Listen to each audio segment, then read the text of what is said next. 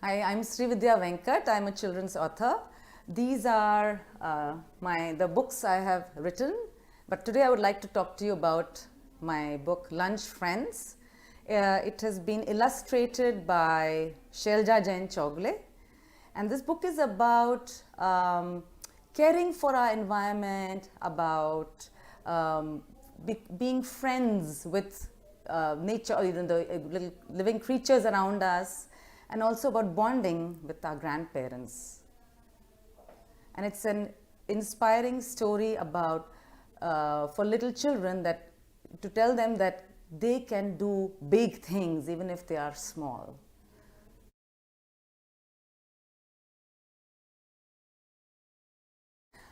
This story was inspired by my own son. My mother follows this tradition of keeping food at her kitchen window, and when she does that, there are crows and squirrels that come to eat. And as my son was growing up, he was very fascinated by this.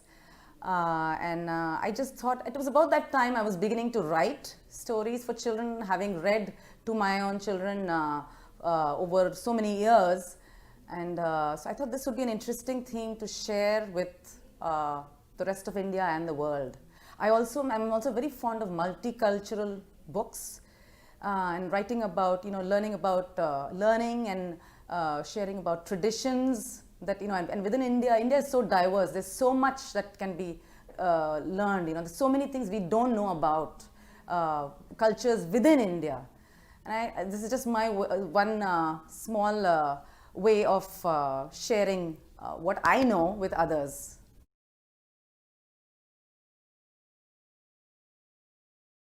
I really love the illustrations done by Shailja Jain Chougule. Here are some of the, this. Shailja has never been, we did not communicate with each other about what I had in mind, but she has very captured the story very well in depicting. Like, I really like, this is what I have, the boy in the Mihir in the story. He uses a metal plate and spoon and to give the lunch gong for the animals to come in. I really love this. It's right on it's the first page spread. And I also love this moment where Amama shares with Mihir a picture of his mother when she was young on a swing that's on the mango tree. And this one is really one of my favorite from this book.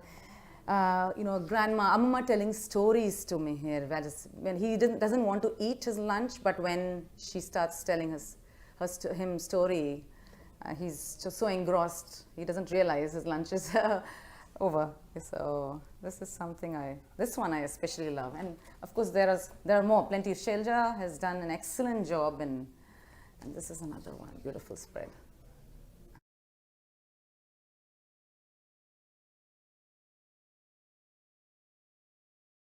Multicultural books are books that tell us about characters from other cultures. When my children were growing up, I realized that there's so much we don't know about the cultures around the rest of the world. So we don't know much about their traditions and way of life. And I think those kinds of books really enlighten us to how, although we are different, but we are also similar in many ways. And so that really touches my heart even today. And I'm so inspired to write more and more, and to share, hoping to share and enlighten other people. And within India, we have so many, and with this book, and I was very keen in referring to grandmother as Amama, which is what we call our maternal grandmothers. And I think it's just a simple way of introducing children. It's, I think, a South Indian way of saying grandmother. In the Tamilians say Amama for maternal grandmother. But, people in the north or in other parts of India may not know that. It's just a different way of addressing your grandma. And that's just one minor thing in this. And also the tradition. The tradition, if you think about it, feeding animals around us is done in many different ways all over India. But this is just one way I thought would be nice to share.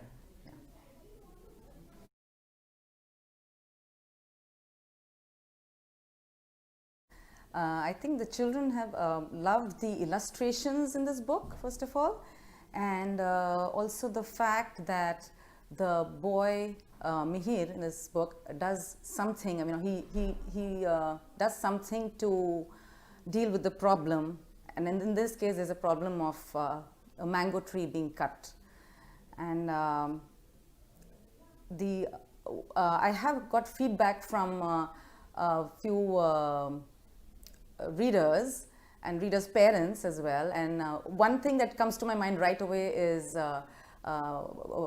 one of them, a parent, shared a picture of a bird feeder that the child had been inspired to set up outside his house, and then there were also pictures of the child and of the birds coming to that bird feeder, and I felt really good when I saw that some action was being inspired by this book.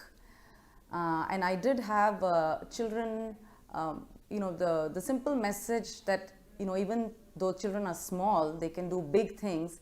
It has set, at one session, it set them thinking on how they could do things around them, things like reducing the use of, creation of waste, reducing the use of plastics, things like that, reusing things. Those are the kind of responses I got, and I'm hoping the children are continuing to, they are following what they said. Yeah.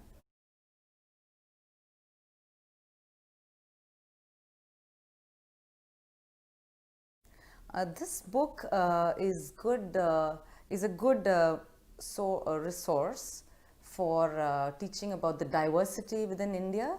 Like, this is particularly about a South Indian family, and the child addresses the grandmother as Amama, and there are references to Parupu Sadam in it, which I try to keep it to a minimum too, because it's a little hard to pronounce, but still I wanted it in the book because there is also, it is something we all have. It's also known as dal rice. That's how I then move on with the story.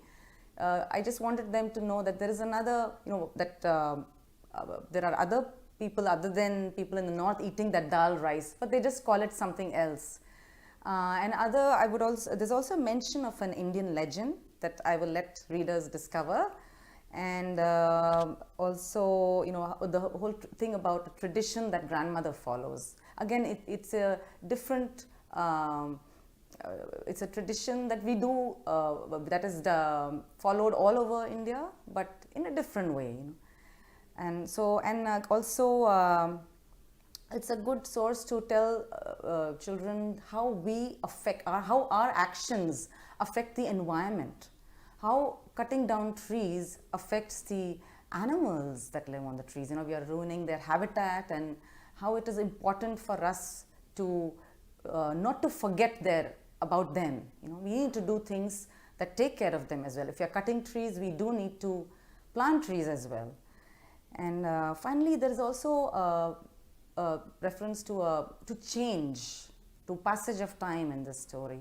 Some things take time, and we need to understand that and accept that. Some things take time to show results.